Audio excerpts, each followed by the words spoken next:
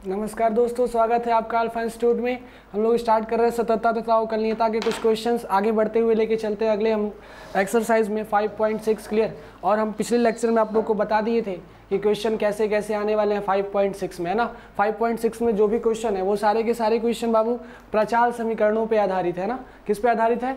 प्रचाल समीकरणों पे, clear, parametric form पे। और पैरामीट्रिक फॉर्म बताए थे कि जो दो अलग अलग डेरिवेटिव्स आपको मिलेंगे, दो अलग अलग फंक्शन मिलेंगे, या फिर जिसका हमें अवकलन जो होगा वो अलग के सापेक्ष में करना होगा। जैसे कि अगर बाबू बात करें अवकलन का, तो अगर x का कोई फॉर्म है तो उसको x के सापेक्ष में करते हैं, अगर y का फॉर्म है तो उसको y के सापेक्ष में करते हैं, और अगर z का फॉर्म है तो उसको z के फॉर्म में करते हैं, और अगर t का हो तो d/dt करते हैं। इसका मतलब जिस भी फॉर्म में आपको फंक्शन दिख रहा है उसी फॉर्म के नीचे उसी के सापेक्ष क्या कर देना होता है? अवकलन कर देना होता है। यही ना होता है इसका अवकलन, क्लियर। अगर सापेक्ष अवकलन कर रहे हैं, टी के सापेक्ष कर रहे हैं, तो यहाँ पे फंक्शन किसका होना चाहिए? टी का ही होना चाहिए। समझ में आ रहा है? अगर यहाँ पे अगर अवकलन कर रहे हैं जेड का, तो फंक्शन किसका होना चाहिए? जेड का होना चाहिए। कभी कभी क्या होता है कि जेड का फंक्शन ना होके ये टी या डब्ल्यू का कुछ भी कभी हो जाता है, तो उसको बिगड़ैल फंक्शन कहते हैं। बताए थे ना कैसे होना है उसको, क्लियर। तो चलो हम लोग स्टार्ट करते हैं अगला अपना लेक्चर प्रचाल समीकरण पे, है ना। और ये प्रचाल समीकरण कैसे बनेंगे इसको देखते चलते हैं आगे। तो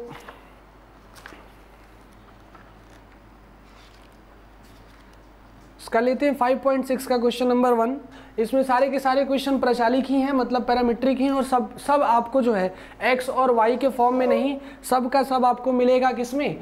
t और थीटा के फॉर्म में। और यही दोनों पैरामीट्रिक फॉर्म होता है ना। थीटा क्या होता है? Theta sine cos tan cot, इस पे थीटा लगता है।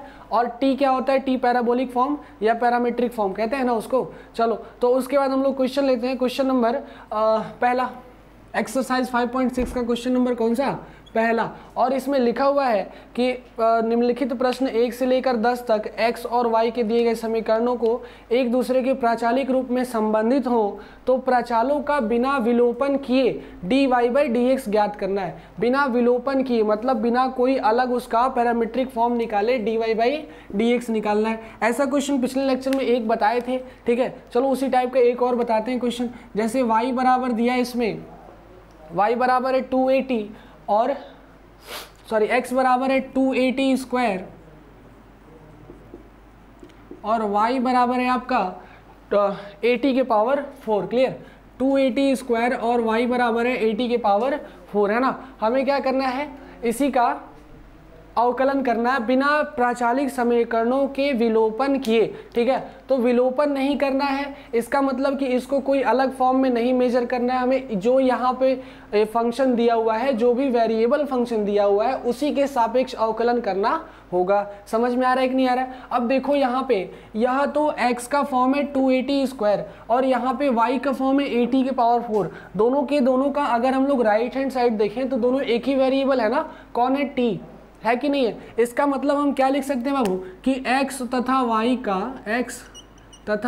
y को t के सापेक्ष अवकलन करने पर, t के सापेक्ष अवकलन करने पर क्या करना है बाबू? जो भी राइट हैंड साइड में वेरिएबल दिख रहा है, a तो वेरिएबल है नहीं, a क्या है? a कॉन्सोनेंट है, a का कोई वो अवकलन होता नहीं। अगर अवकलन होगा भी तो ये 0 हो जाता है, क्लियर। लेकिन यहाँ पे देखो ये जो t है यही हमारा प्राचालिक रूप दिख रहा है, क्लियर। क्योंकि हम बताए थे कि जो भी पैरामीट्रिक फॉर्म होगा वो या तो t में दिखेगा या किस में दिखेगा? थीटा में। एग्जाम में भी यही दोनों फॉर्म में दिखेगा। अगर इन दोनों फॉर्म में दिख रहा है, इसका मतलब क्या समझना है कि वह पैरामीट्रिक फॉर्म है और इसको बिना विलोपन किए जिस फॉर्म में दे रहा है उसी फॉर्म में अवकलन कर देना है। तो यहां देखो, अगर ये इधर x का फॉर्म है और इधर किसका फॉर्म है? t का, तो इसका मतलब हम x का अवकलन करेंगे किसके सापेक्ष? t के सापेक्ष। समझ में आया?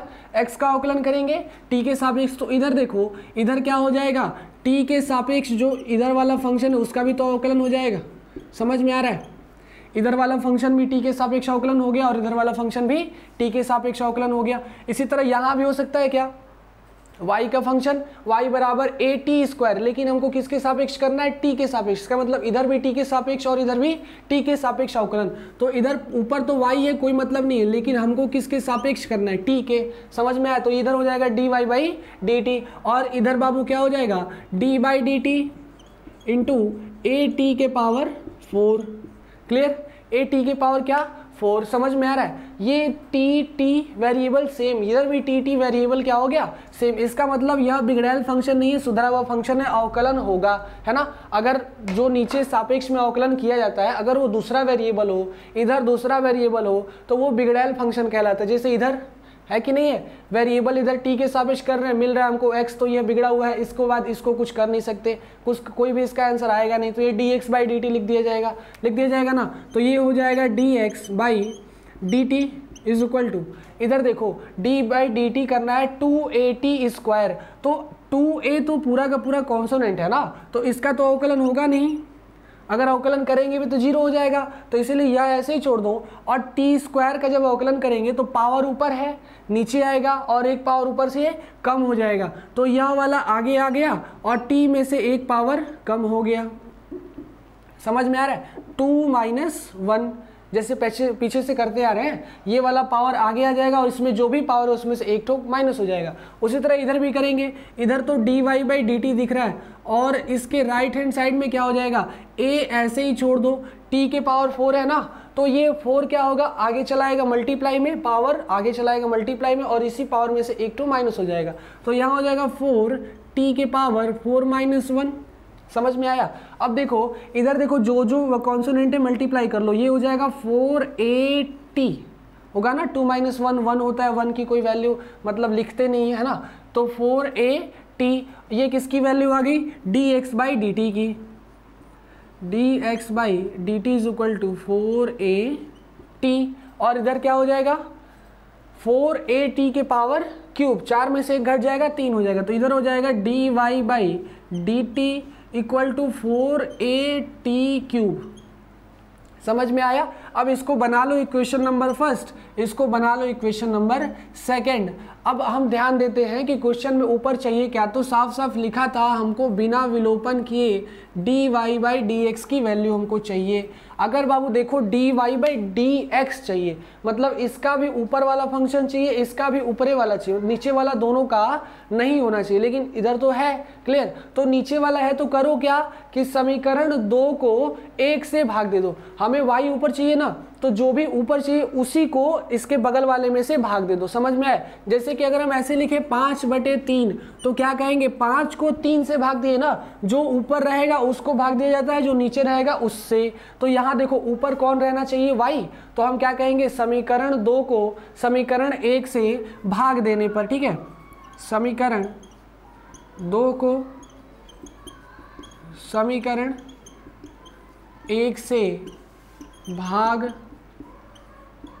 देने पर, जैसे ही भाग देंगे बाबू, तो इसका लेफ्ट हैंड साइड तो dy/dt डिवाइडेड बाई dx/dt हो जाएगा, है ना।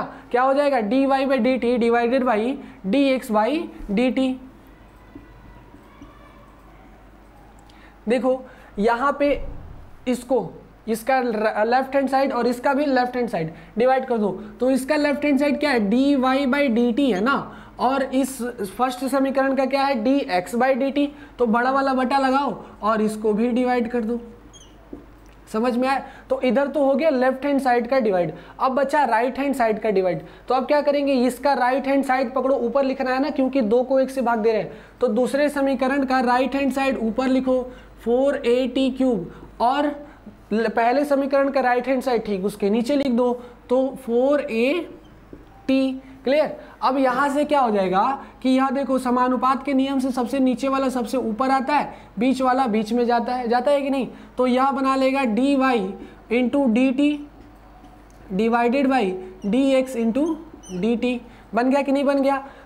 ये dt ऊपर गया, dy से मल्टीप्लाई करिए, dx ऊपर आया और dt से मल्टीप्लाई कर लिया। इधर देख लो, जो कटेगा इधर ही काट लेते हैं, 4a से 4a कट गया, t से भी एक तो t कट गया, बचा 2 गो। क्लियर? तो यहाँ हो गया t³ है ना, पावर घट जाता है ना डिवाइड करने पर, अगर सेम हो आधार तो 3 गो था, एक तो घट गया, बचा कितना, 2। क्लियर? यहाँ कितना बचा, 2। अब देखो यहाँ से dt से dt भी कट गया, ठीक है, बचा क्या मेरे पास, dy/dx इक्वल टू t² बच गया।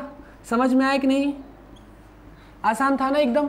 D Y by D x कितना बच गया, टी स्क्वायर। एकदम आसान था, मतलब कि d Y by D x निकालना था तो हम सबसे पहले क्या किए कि यह जो पैरामीट्रिक फॉर्म था पहले उसको थोड़ा सा नज़र डाले और देखे कि उसमें कौन सा ऐसा वेरिएबल है जो किस फॉर्म में दिख रहा है। तो इधर वेरिएबल टी के फॉर्म में दिख रहा है, क्लियर। और जैसे ही टी के फॉर्म में दिख रहा है मतलब एक्स और वाई दोनों को किसके सापेक्ष अवकलन कर देना है, टी के सापेक्ष अवकलन कर देना है। अगर अवकलन करेंगे तो टी वाला फंक्शन अवकलित होगा, लेकिन इधर वाला अवकलन तो होगा नहीं क्योंकि ये दोनों अलग अलग वेरिएबल है।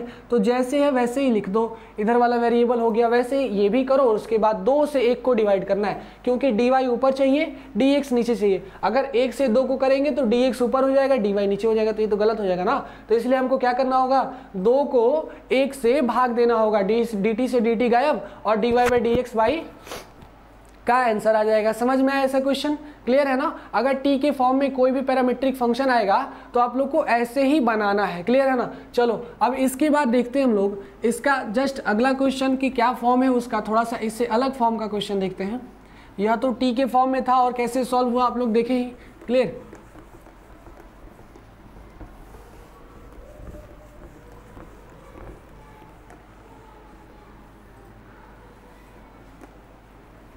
अब इसके बाद देखते हैं एक और क्वेश्चन। देखो दूसरा नंबर क्वेश्चन दिया हुआ है x बराबर a cos थीटा।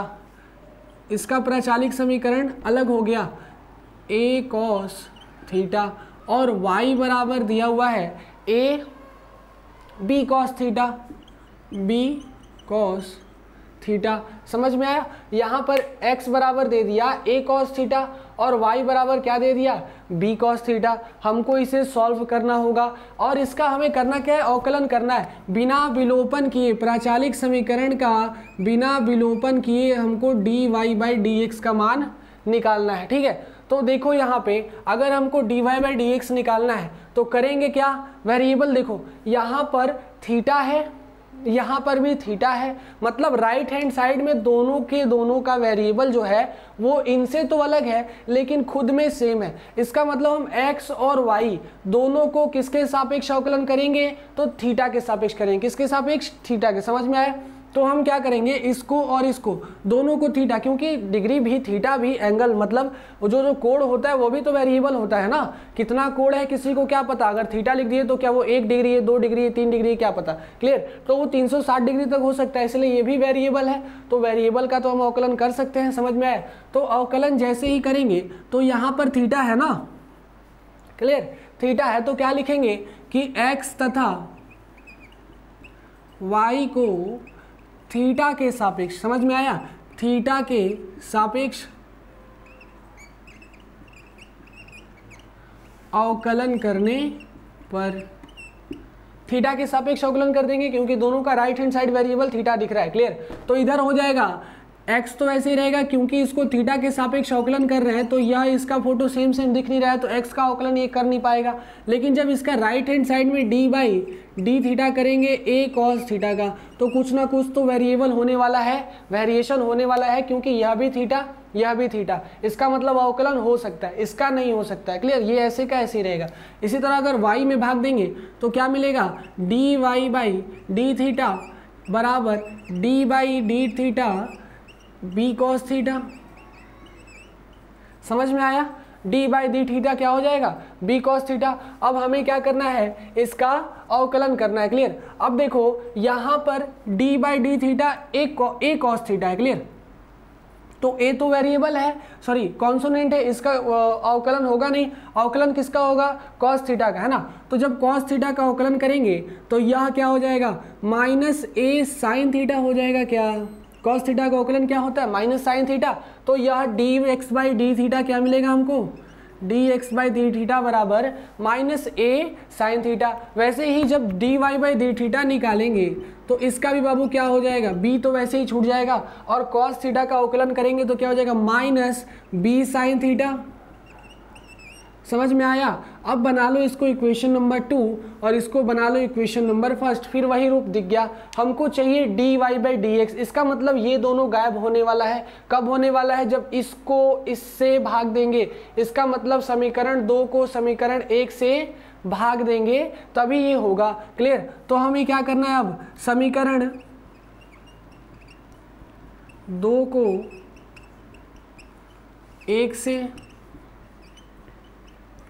भाग देने पर, क्लियर, समीकरण 2 को समीकरण 1 से भाग देने पर, तो 2 क्या है, 2 पहले लिखो dy बाई डी थीटा, 1 क्या है उसके जस्ट नीचे लिखो dx बाई डी थीटा। अब राइट हैंड साइड में तो वही होगा, जो उसका राइट हैंड साइड है वो ऊपर लिखना है और जो इसका राइट हैंड साइड है उसको नीचे लिखना है। समझ में आया?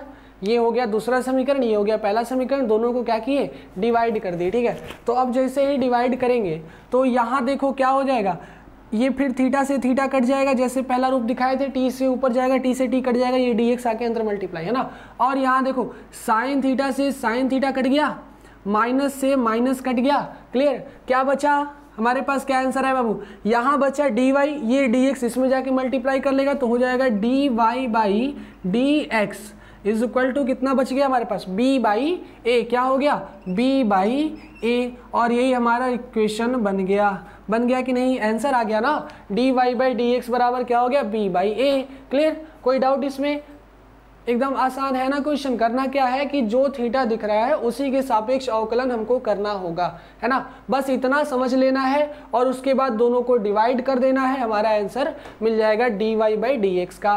क्लियर, b बाई ए, समझ में आया? अब इसके बाद क्या करेंगे, ऐसे ही देखो क्वेश्चन बनाते चलते हैं, इसी स्टेप में आगे चलते हैं। यह नंबर क्वेश्चन नंबर 2 था, क्लियर, एनसीईआरटी का ही क्वेश्चन नंबर 2 था। और बाबू आप लोग को हम एनसीईआरटी की ही बुक सॉल्व करा रहे हैं ना, तो एनसीईआरटी के जितने क्वेश्चन हैं उतने एक एक क्वेश्चन हम आपको सॉल्व करा रहे हैं। जो क्वेश्चन बिल्कुल सेम टाइप का दिख रहा है उसको छोड़ दे रहे हैं ताकि आप लोग उसे सॉल्व कर सके। ठीक है, तो क्योंकि इसीलिए करा रहे हैं सारे क्वेश्चन की, कोई भी डाउट हो तो आप लोग तुरंत वीडियो देखिए, और पूरे के पूरे क्वेश्चन बताए हुए हैं ना, पूरा लिख के बताया हुआ है, वीडियो देखिए आपको समझ में आ जाएगा। फिर उसी क्वेश्चन को आप लोग एक बार क्या करना है, वीडियो बंद करके कॉपी में खुद से कर लेना है ना, तो समझ में आ जाएगा क्वेश्चन एनसीईआरटी के क्या है। और बाबू एग्जाम में एनसीईआरटी के ही क्वेश्चन आने वाले हैं, क्लियर, एनसीईआरटी के ही। अगर उसके अलावा भी जो बुक्स हैं, साइड बुक्स हैं, अच्छे बुक हैं, उन सबको कराना ज़्यादा जरूरी होता है। तो उसको क्या होगा कि लास्ट में एग्जाम टाइम में उसको एक बार डिस्कस कर लिया जाएगा, उस बुक को। क्लियर, एग्जाम टाइम में क्या करना है, उसी बुक को डिस्कस कर लेना है। ठीक है, तो जो भी आप लोग बुक कहेंगे उसी बुक से डिस्कस होगा। लेकिन अभी क्या करना है, अभी हमारा काम है एनसीईआरटी का सारे के सारे क्वेश्चन सॉल्व कराना है ना, सभी क्वेश्चन। जो क्वेश्चन सेम टाइप का होगा वो नहीं कराएंगे, वो आप लोग को करना है। कोई भी डाउट हो, किसी भी क्वेश्चन एनसीईआरटी के बुक में डाउट हो, तुरंत वीडियो खोलिए और पूरा देखते जाइए। जहां भी वीडियो मेरा वो क्वेश्चन होगा आप लोग देख सकते हैं ना, क्योंकि सीरियल वाइज बताया गया है क्वेश्चन। आप लोग चाहें तो उसमें डायरेक्टली पहुंच सकते हैं कि कौन सा क्वेश्चन हमको देखना है और वो कितने नंबर पर होगा। क्लियर, तो चलो इसके बाद हम लोग स्टार्ट करते हैं। इसके जस्ट अगला क्वेश्चन, क्वेश्चन नंबर 3 क्या दिया हुआ है कि x बराबर साइन टी, देखो x बराबर साइन टी हो गया, क्लियर। और उसके बाद दिया हुआ है y बराबर कॉस 2t, यह क्वेश्चन दिया हुआ है। यहां देखो कि साइन कॉस में तो वेरिएबल हमेशा थीटा होता है, लेकिन यहाँ क्या दे दिया, टी दे दिया। तो इसका मतलब यह भी क्या पैरामीट्रिक फॉर्म है, क्योंकि अगर टी और थीटा ये दोनों देता है, इसका मतलब वो क्या है, पैरामीट्रिक फॉर्म है। चाहे थीटा नहीं भी देता है, अगर यहाँ पे कोई साइन ए भी लिख देता है ना, क्योंकि हम इसमें भी तो पढ़े हैं साइन ए साइन बी, पढ़े कि नहीं पढ़े, तो अगर ऐसा भी दे दे तो भी कोई दिक्कत नहीं, हम मान लेंगे कि ए क्या है, वेरिएबल है। समझ में आया, क्योंकि साइन में लगा हुआ जो भी उसका इनपुट होगा जाहिर सी बात है वेरिएबल होगा। साइन कहाँ से कहाँ तक वेरिएट करता है, तो -π/2 से +π/2 तक वेरिएशन है ना इस बीच के भीतर, भले ही थोड़ा सा है लेकिन है। क्लियर, तो उसी हिसाब से बात करेंगे। तो यहाँ पे टी जो है इसको क्या करेंगे, दोनों समीकरणों का राइट हैंड साइड देखो वेरिएबल कैसा दिख रहा है, टी के सापेक्ष दिख रहा है, तो इसका मतलब दोनों को क्या करेंगे, टी के सापेक्ष ही अवकलन करेंगे। समझ में आया, तो फिर वही काम जो करते आ रहे हैं, जो पिछला किए, जो उसके पिछला किए और जो भी उसके भी पिछला किए हैं, सब में यही करना है। टी दिख रहा है वेरिएबल, इसका मतलब दोनों पक्षों में क्या करेंगे, सॉरी एक्स और वाई को, एक्स तथा वाई को टी के सापेक्ष, है ना, टी के सापेक्ष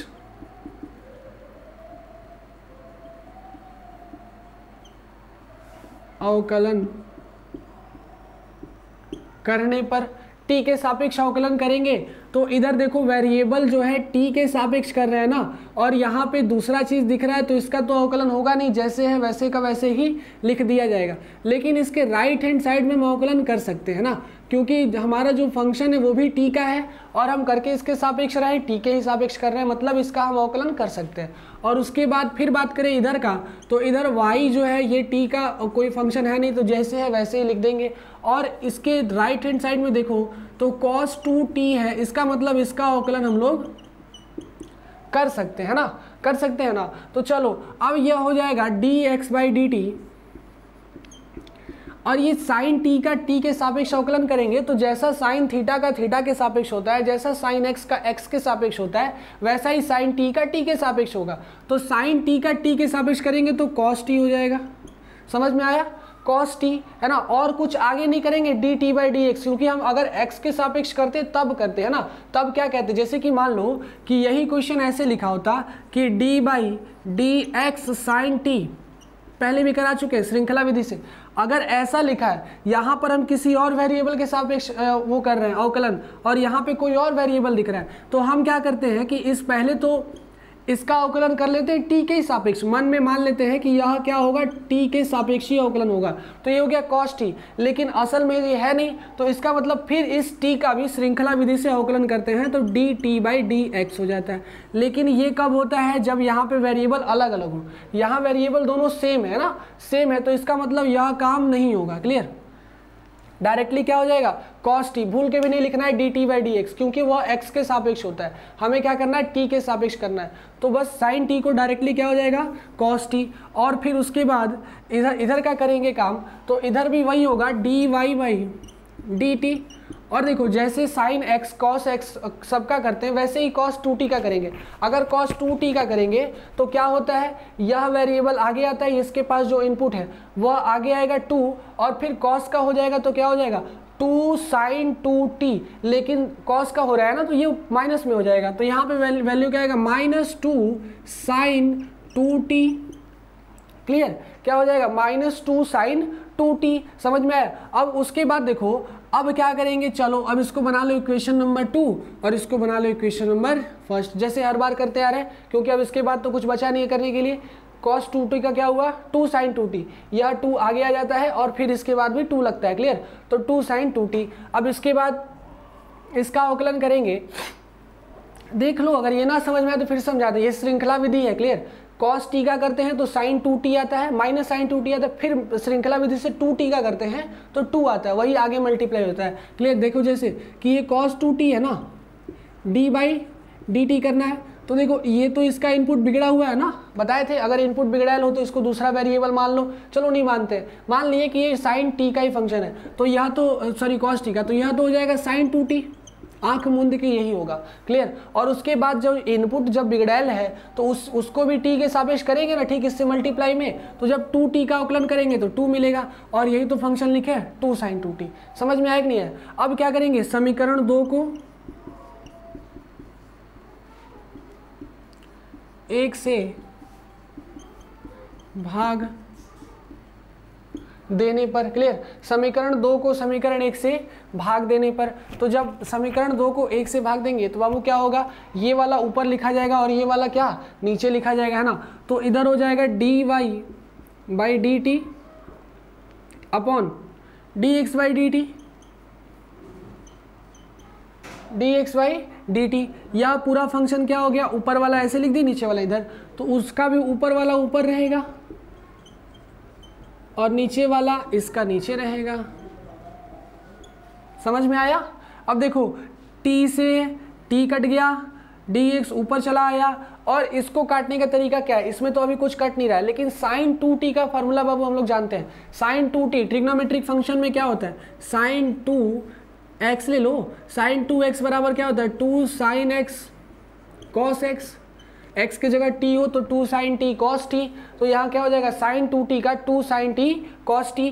तो यहाँ पे बाबू वैल्यू क्या आ जाएगा, पहले इसका लेफ्ट हैंड साइड लिखो, तो लेफ्ट हैंड साइड है dy/dt। क्लियर, और इसका राइट हैंड साइड क्या मिला, ऊपर वाले को फॉर्मूले के हिसाब से खोल दो, तो यह sin 2t का क्या हो जाएगा 2 sin t cos t, 2 sin t cos t divided by cos t। समझ में आया, 2 sin t cos t divided by cos t। अब यहाँ से देखो सब मल्टीप्लाई में है तो यह cos t क्या हो जाएगा, खत्म। यह कैसे आया, समझ में आया ना। dy बाई डी एक्स कैसे आया, इसका लेफ्ट हैंड साइड t से t कटा, dx ऊपर चला गया तो dy बाई डी एक्स। और ये 2 ऐसे ही रखा हुआ है, sin 2t का फॉर्मूला लिख दिए तो 2 sin t cos t। अब क्या हो जाएगा, cos t से cos t कट गया, 2 से 2 मल्टीप्लाई हो गया तो 4 sin t आया ना, माइनस 4 sin t। तो dy बाई डी एक्स की वैल्यू हमारी क्या मिली, dy by D x equal to -4 sin t। और ये हमारा हो गया रिक्वायर्ड आंसर। इसके बाद तो और कुछ इसमें कर नहीं सकते, है ना। तो ये हमारा क्या हो गया, रिक्वायर्ड आंसर। इतना ही आएगा ना, क्लियर। -4 sin t, तो ये dy बाई डी एक्स की वैल्यू है। यहाँ देखना कि dy बाई डी एक्स की वैल्यू आ रही है लेकिन इधर फॉर्म t का आ रहा है। जाहिर सी बात है कि इधर x की वैल्यू और y की वैल्यू का फॉर्म t का था, इसका मतलब आंसर t में ही आने वाला है, x में नहीं आने वाला है ना। तो बिना विलोपन किए सॉल्व कर लिए। इसके लिए क्या करना पड़ा कि एक नया वेरिएबल जो हमको दिख रहा है, सब इस इक्वेशन को उसी के सापेक्ष अवकलन कर देना है और बाद में डिवाइड करेंगे तो जाहिर सी बात है वो dt से dt कैंसिल हो जाएगा। समझ में आया कि नहीं है। तो ऐसे ही क्या हो जाएगा, आंसर आ जाएगा। इसके बाद देखो, इसके बाद क्वेश्चन नंबर 4 बिल्कुल आसान है, ये आप लोग बनाइएगा, क्लियर। एकदम आसान है क्वेश्चन नंबर 4, ठीक है। इसको स्क्रीनशॉट ले लो। इसके बाद देखो,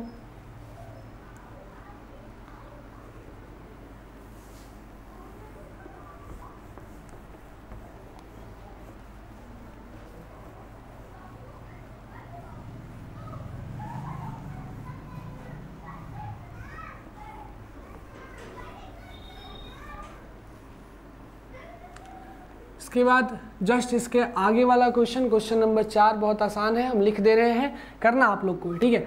x बराबर क्या दिया हुआ है, 4t, ठीक है, और y बराबर दिया हुआ है 4/t, है ना। x बराबर 4t और y बराबर 4/t। इसको आप लोग को सॉल्व करना है, बहुत आसान है। दोनों का दोनों फंक्शन किसके सापेक्ष है, t के सापेक्ष, t का फॉर्म है तो t के सापेक्ष दोनों को अवकलन कर देंगे। जो भी फंक्शन आएगा दूसरे इक्वेशन को पहले इक्वेशन से डिवाइड कर देंगे, उसके बाद हमें जो dy बाई डी एक्स मिल जाने वाला होगा। जो भी राइट हैंड साइड आएगा उससे मतलब नहीं, हमें क्या मिल जाएगा, dy बाई डी एक्स, क्योंकि हमें dy बाई डी एक्स ही तो चाहिए, क्लियर। तो हमें यही निकालना है, तो हम इस क्वेश्चन को बना लोगे ना, बहुत आसान है। x बराबर 4t और y बराबर 4/t, क्लियर। इसके बाद देखो, हाँ क्वेश्चन नंबर 5 थोड़ा सा बढ़िया है, थोड़ा सा बढ़िया है, ये भी कुछ खास नहीं है लेकिन चलो बना लेते हैं। क्वेश्चन नंबर 5, x बराबर cos theta minus cos 2 theta,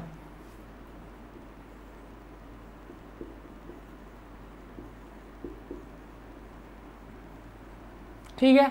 और उसके बाद y बराबर दिया हुआ है sin theta minus sin 2 theta,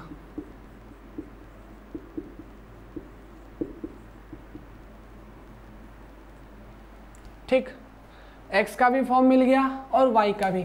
दोनों का दोनों वेरिएबल किस में दिख रहे हैं, राइट हैंड साइड थीटा में। किस में दिख रहे हैं, थीटा में। इसका मतलब अवकलन किसके सापेक्ष करना होगा, थीटा के सापेक्ष करना होगा, ठीक है। तो अगर थीटा के सापेक्ष अवकलन करेंगे तो हम क्या लिखेंगे, x तथा y को थीटा के सापेक्ष अवकलन करने पर, तो वो अगर y को कर रहे हैं तो y का ही नहीं फंक्शन है, तो इसका मतलब इसका भी करेंगे। दिमाग में ये रखना है कि अगर y का थीटा के सापेक्ष अवकलन कर रहे हैं तो इसका मतलब इसका तो कर रहे हैं, साथ साथ इसका जो वैल्यू दिया है उसका भी तो अवकलन कर रहे हैं ना। तो चलो इसके देखो क्या लिखेंगे, x तथा y को थीटा के सापेक्ष अवकलन करने पर, थीटा के सापेक्ष क्या करेंगे, अवकलन। तो थीटा के सापेक्ष करते हैं तो यहाँ पे वैल्यू इधर तो हो जाएगा dx बाई डी थीटा, क्योंकि इधर कुछ बदलने वाला है नहीं, लेकिन इधर डी के बाई थीटा के ही फॉर्म में दिख रहा है। इसका मतलब हम इसका भी थीटा के सापेक्ष अवकलन कर सकते हैं, और ये जो माइनस में दिया हुआ है इसका भी थीटा के सापेक्ष में अवकलन कर सकते हैं। समझ में आया। वैसे ही काम इधर भी कर सकते हैं, तो ये हो जाएगा dy by D theta is equal to sine theta है ना, तो इसको क्या कर सकते हैं, थीटा के सापेक्ष अवकलन माइनस साइन 2 थीटा है, इसको भी थीटा के सापेक्ष अवकलन, क्लियर। इन दोनों को अवकलन करना है ना। तो अब देखो इसका तो लेफ्ट हैंड साइड ऐसा ही लिख दिया जाएगा, ठीक है, लेकिन इसका राइट हैंड साइड क्या लिखेंगे, कॉस थीटा है, थीटा के सापेक्ष अवकलन कर रहे हैं तो माइनस साइन थीटा बन गया, क्लियर। कॉस 2 थीटा है, थीटा के सापेक्ष कर रहे हैं तो माइनस 2 साइन 2 थीटा है ना, 2 थीटा का अवकलन करेंगे 2 बनेगा और कॉस 2 थीटा करेंगे साइन 2 थीटा, तो यहाँ पे माइनस माइनस बाहर एक और माइनस है तो प्लस हो गया, प्लस 2 साइन 2 थीटा। समझ में आया। अब फिर उधर ये भी काम इधर ही करेंगे तो इधर क्या मिलेगा, D Y by D theta is equal to, यहाँ देखो साइन थीटा है ना, इसको जब थीटा के सापेक्ष अवकलन करेंगे तो डायरेक्टली क्या हो जाएगा, कॉस थीटा है ना, क्या बनेगा हमारे पास कॉस थीटा। और जब साइन टू थीटा को करेंगे तो यह क्या हो जाएगा, sine 2 theta 2 cos 2 theta, clear. तो यहाँ पे माइनस लगा लो और 2 कॉस 2 थीटा कर लो, क्लियर, 2 कॉस 2 थीटा है ना। तो उसके बाद हम लोग स्टार्ट करते हैं। इसके बाद देखो अब क्या करना है, अब कुछ इसमें करने वाला है नहीं है ना। अब बना लो इसको इक्वेशन नंबर फर्स्ट और इसको बना लो इक्वेशन नंबर सेकंड, ठीक है, इक्वेशन नंबर फर्स्ट और इक्वेशन नंबर सेकंड। अब क्या करना है बाबू बताओ, क्या करना है, D Y by D x निकालना है। क्या करना है, D Y by D X. इसको निकालने के लिए क्या जुगाड़ करें, देख लो, D Y by D theta D x by D theta, दोनों को डिवाइड, थीटा से theta cancel, D Y by D X बनने वाला है। इसका मतलब समीकरण 2 को समीकरण 1 से भाग देने पर, सब में एक ही स्टेप चल रहे हैं, सब में एक ही स्टेप, जो भी वेरिएबल है उसी के सापेक्ष अवकलन करते चलो, जहाँ तक हो गया, जहाँ तक सुधरा है, बिगड़ेगा तो इसको और करो, नहीं बिगड़ा है तो जहाँ तक आ गया वहीं पे फिर क्या कर दो, डिवाइड। तो समीकरण 2 को 1 से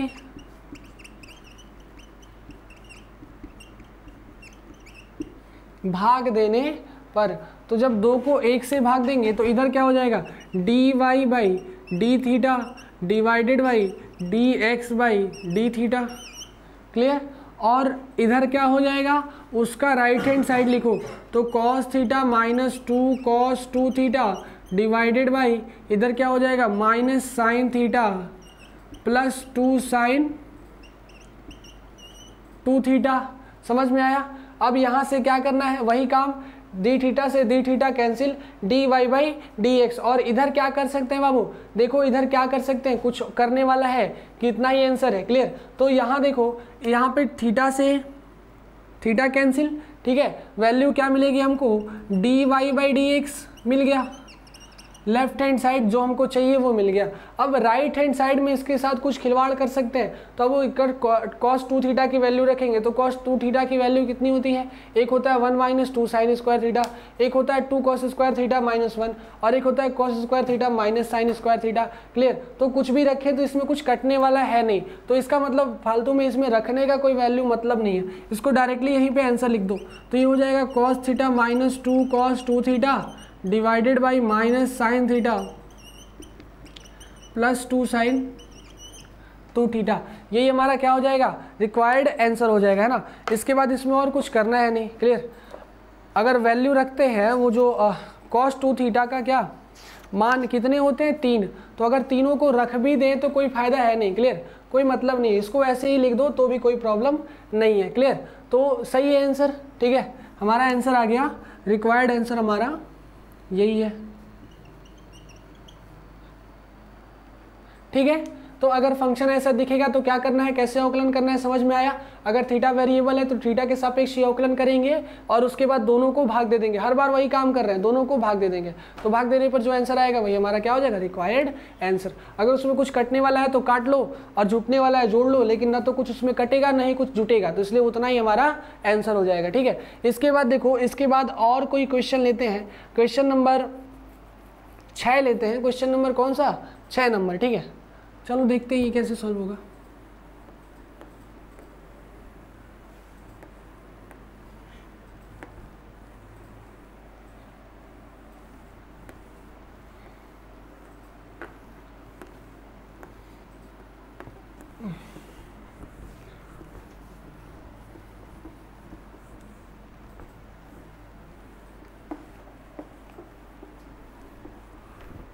क्वेश्चन नंबर 6 दिया हुआ है कि x बराबर a into theta minus sine theta. क्या दिया हुआ है क्वेश्चन नंबर 6, x बराबर A into theta minus sine theta. Clear. और y बराबर दिया हुआ है आपका, y बराबर क्या दिया हुआ है, a into 1 plus cos theta, a into 1 plus cos theta. हमें इसका क्या करना है, हमें इसका अवकलन निकालना है। ठीक है, तो यह देखो a हो गया a into theta minus sine theta, और ये हो गया a into 1 plus cos theta, है ना। इसका हमको अवकलन करना है। तो अब देखो यहाँ पे अगर हमको अवकलन करना है तो क्या करेंगे बाबू, बताओ। किसका वेरिएबल दिख रहा है, थीटा का। किसके सापेक्ष अवकलन करेंगे, थीटा के सापेक्ष। ठीक है, तो यहाँ क्या लिखेंगे, यहाँ पे x तथा y को थीटा के सापेक्ष अवकलन करने पर, x तथा y को थीटा के सापेक्ष अवकलन करने पर। तो अब जब अवकलन करेंगे थीटा के सापेक्ष तो इधर क्या हो जाएगा, dx बाई डी थीटा, है ना, हर बार की तरह। और इधर क्या हो जाएगा, d by D theta a into theta minus sine theta. समझ में आया, थीटा माइनस साइन थीटा। और फिर इधर क्या हो जाएगा, D Y by D theta is equal to d by D theta a into 1 plus cos theta. समझ में आया, ठीक है, हर बार की तरह। अब क्या करेंगे, देखो a into theta minus cos theta है ना, तो अगर a का अवकलन करेंगे तो ये तो पूरा का पूरा जीरो हो जाने वाला होगा। तो क्या है, ये गुणनफल विधि से सॉल्व होता है। अगर ये m है और इस पूरे को n ले लें, तो अगर जैसे ही पहले को छोड़ोगे दूसरे का अवकलन करेंगे, फिर दूसरे को छोड़ेंगे पहले का अवकलन करेंगे ना, तो ये पूरा फंक्शन जीरो बना देगा, क्योंकि a का अवकलन जीरो होता है। इसलिए हम इसको ध्यान ही नहीं देते हैं कि ये m और n का फंक्शन है, डायरेक्टली इस a को बाहर ही लिख लेते हैं। ठीक है, तो यहाँ पे हो जाएगा dx by D theta is equal to a, theta को अंडर इंट्रोड्यूस करा दो तो ये क्या हो जाएगा, d theta by D theta कितना हो गया 1, और d by D theta cos theta, चलो लिख लो, यहाँ हो जाएगा d by D theta into theta minus d by D theta into sine theta. Clear है ना। अब इसके बाद इसी तरह इधर भी करेंगे, तो इधर हो जाएगा D Y by D theta is equal to, अंदर इंट्रोड्यूस कर दो, ए का तो कोई मतलब है नहीं, ए को बाहर ले लो, इसको अंदर इंट्रोड्यूस करो, डायरेक्ट अंदर लेके चले जाओ। तो यहाँ हो जाएगा d by D theta into 1 plus D by D theta into cos theta. समझ में आया, clear. D by D theta into 1 plus D by D theta into cos theta. अब यहाँ पर देखो, अगर हम थीटा के सापेक्ष अवकलन करेंगे तो इधर तो जो है वैसे ही लिखते चलो, लेकिन इधर क्या हो जाएगा, d by D theta into theta is equal to 1 और d by D theta sine theta is equal to cos theta. तो यहाँ हो जाएगा ए इंटू ये हो गया 1 और ये हो गया cos theta. D x by D theta की वैल्यू मिल गई, इसको बना लो इक्वेशन नंबर फर्स्ट। अब इधर से देखते मिल रहा है, ये देखो डी बाई डी थीटा करोगे 1 का तो कितना हो जाएगा 0, क्योंकि कॉन्सोनेंट का अवकलन 0 होता है। तो यहाँ पे हो जाएगा D Y by D theta is equal to a into ये हो जाएगा वैल्यू 0 और यहाँ क्या हो जाएगा, कॉस थीटा का जब अवकलन करेंगे तो ये हो जाएगा माइनस साइन थीटा, इसके मतलब 0 भी हटा दो तो यह क्या हो गया माइनस ए साइन थीटा। क्या हो गया, माइनस ए साइन थीटा, डायरेक्ट लिख देते हैं माइनस ए साइन थीटा। इक्वेशन नंबर 2 हमको चाहिए d Y by D x. करेंगे क्या, दोनों को भाग। क्लियर, समीकरण 2 को समीकरण 1 से भाग देने पर, है ना, हर बार वही काम कर रहे हैं। समीकरण 2 को समीकरण 1 से भाग देने पर, तो जैसे ही भाग देंगे बाबू तो यहाँ क्या हो जाएगा, D Y by D X. बताने की जरूरत है क्या, कैसे आया, D Y by D theta D x by D theta, theta से theta cancel, D Y by D X बच गया ना। अब इसके बाद इधर भाग देंगे तो उसका राइट हैंड साइड पहले लिखेंगे, तो माइनस ए साइन थीटा ऊपर हो गया और नीचे क्या हो गया, ए इंटू 1 माइनस कॉस थीटा। ए से ए कैंसिल आउट। क्लियर, बचा क्या मेरे पास, जो लेफ्ट हैंड साइड है वो बचा D Y by D x और इधर क्या बचा minus A sine theta upon 1 minus cos theta, minus A तो कट गया, minus sine theta upon 1 minus cos theta. अब देखो अगर इसको सॉल्व करेंगे तो त्रिकोणमिति परिचय जब कक्षा 10 में बनाते थे तो ऐसा क्वेश्चन ढेर सारा मिलता था। इसका क्या करते थे परमेयीकरण, तो परमेयीकरण करेंगे तो हो जाएगा 1 plus cos theta upon sine theta. तो अगर इतना भी रहने दे तो भी कोई दिक्कत नहीं, हमारा इतने पर ही क्या हो गया आंसर आ गया। समझ में आया कि नहीं आया? यह भी हमारा रिक्वायर्ड आंसर है। क्लियर? अगर इसको करना चाहो तो जैसे क्लास 10 में परमेयीकरण करते हैं, अगर नीचे कोई भी फंक्शन माइनस में या प्लस में दिखे कॉस से माइनस से, तो इसको क्या कर लेते हैं ऐसे परमेयीकरण, जो भी वैल्यू है उसी को लिखते हैं लेकिन सिंबल चेंज करके। तो 1 माइनस कॉस थीटा है तो क्या हो जाएगा 1 plus cos theta upon 1 plus cos theta. तो वो करने की जरूरत नहीं, वो छोटी चीज़ है, लेकिन यहीं पर हमारा आंसर रिक्वायर्ड आ गया। क्लियर? ये हमारा क्या हो गया रिक्वायर्ड आंसर। समझ में आया कि नहीं है? अब इसी के बाद हम लोग ऐसे ही इसी क्रम में आगे लेकर क्वेश्चन चलते हैं। क्लियर? आगे लेकर बढ़ते हैं क्वेश्चन को, चाहे तो इसको बना भी सकते हैं। देखिए इसका आंसर अगर यही आया देन वेरी गुड, और नहीं आया तो इसको आगे बना सकते हैं। क्वेश्चन नंबर 6, चलो आगे ही बना लेते हैं क्योंकि कॉट थीटा बाई 2 दिया हुआ है। क्लियर? तो हम उसी को बना लेते हैं। कॉट थीटा बाई 2 कैसे आ रहा है ना? यहाँ पर देखो d Y by D x बराबर minus sine theta upon 1 minus cos theta. ठीक है, तो हम इसको क्या करेंगे, इतना हो गया होगा तो उसको सॉल्व करते हैं। ठीक है,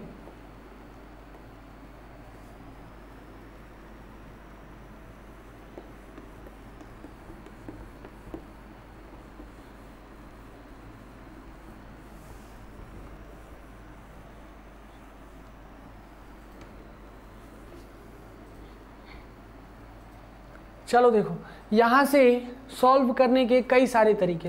यहाँ देखो, यहाँ मेरे पास है D Y by D x बराबर क्या है minus sine theta upon 1 minus cos theta, ये है ना। इसको सॉल्व करने का देखो बहुत सारा तरीका है, या तो परमेयीकरण कर दो, नहीं तो इससे छोटा तरीका जो इसमें आंसर लाया है उस हिसाब से लाने के लिए क्या करेंगे, तो इस दोनों को ध्यान से देखेंगे और दोनों में एक ही फॉर्मूला यूज करेंगे। कौन सा? एक साइन 2 थीटा वाला, साइन 2x वाला।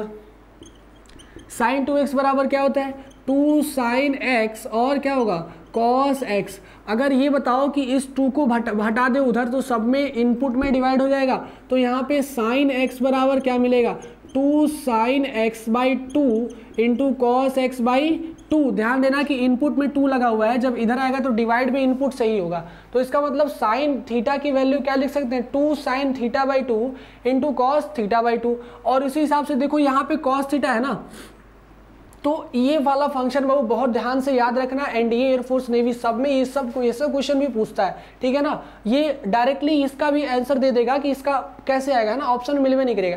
इसको ध्यान रखना, अभी बता देते हैं ये कैसे सॉल्व होगा। यहाँ देखो अगर दिखे कि 1 माइनस कॉस थीटा या फिर कभी कभी दिखता है कॉस थीटा माइनस 1, तो इन दोनों से बाबू एक ही फॉर्मूला बनता है। पहले तो कॉस 2 थीटा का फॉर्मूला याद करो। कॉस 2 थीटा का फॉर्मूला क्या होता है याद करो, तो कॉस 2 थीटा बराबर क्या होता है, कॉस 2 थीटा बराबर क्या होता है, एक तो होता है 1 minus 2 sine square theta. Clear? और एक क्या होता है 2 कॉस स्क्वायर थीटा माइनस 1, और एक होता है cos square theta minus sine square theta. Clear?